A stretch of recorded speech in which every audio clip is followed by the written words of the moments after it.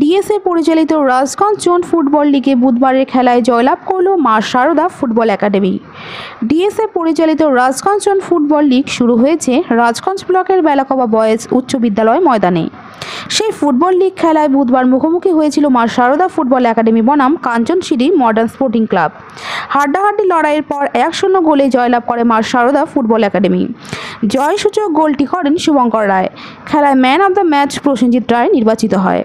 খেলা দেখতে খেলাপ্রেমিক প্রচুর হাজির হয়েছিল ময়দানে। যতদিন যাচ্ছে ফুটবল লিগ রাজগঞ্জে জমে উঠেছে। প্রতিদিন লিগের ফুটবল ম্যাচ দেখতে রাজগঞ্জ ব্লকের বিভিন্ন প্রান্ত থেকে মানুষ হাজির হয়।